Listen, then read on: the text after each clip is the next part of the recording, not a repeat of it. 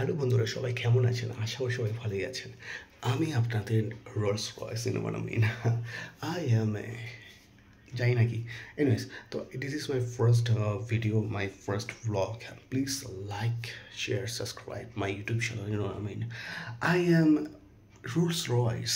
ওকে, so আজকে যে টপিকটা করব, আমি ভাবছিলাম যে আজকের এই ফার্স্ট ব্লগটা আমি 1 মিনিট ফার্স্ট ব্লগটা আর কি বেশ সুন্দরভাবে করবো, কিন্তু না, টিভিতে দেখছিলাম আমি কেবিসি, আর সেটা দেখার পর আমার মাথা ঘুরে গেছে। একটা কি পিচ্চি বাচ্চা এসে অমিতাভ বচ্চনের মুখটা খারাপ করে দিয়েছে। Amitabh Bachchan, man, is a big B, is a superstar, megastar,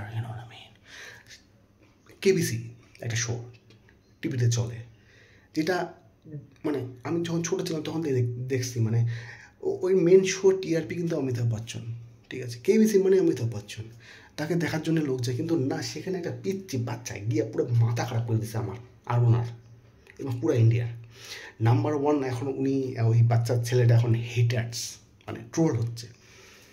বাচ্চা বলে কিছু করতে পারতেছি না। এ পুরোটা দোষ মা বাবা। মানে শুরুটা হচ্ছে, বেশ ভাগ্য হলো, বাচ্চাটা জিতে গেল, ঠিক আছে? এবার হট সিটে সে বাচ্চাটা বসলো, গিয়ে বিরক্তি করা শুরু করলো। আরে বলিয়ে না, শুরু কারিয়ে না। প্রথম কি বললো যে প্রথমে সকালবেলা উঠে মানুষ কী খাবার খায়।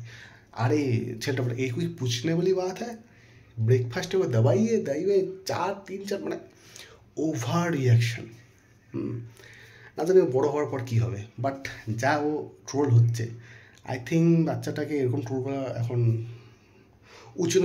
উচিত না, এবং কাউকে এখন থামানোও যাবে না, ঠিক আছে?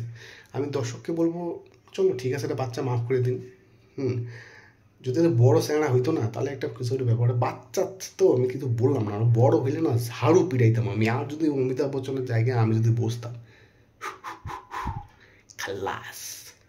তো আমি ভাবছিলাম যে প্রথম আমি রিভিউ করবো না। দেখুন, বাই দ্য ওয়ে, আমি ভুলে গেলাম যে আমার ইউটিউব চ্যানেলের টপিক হলো movie review, daily vlog, shorts. অবশ্যই দেখবেন, অ্যান্ড অবশ্যই আমি আপনাদের রোলস রয়েস।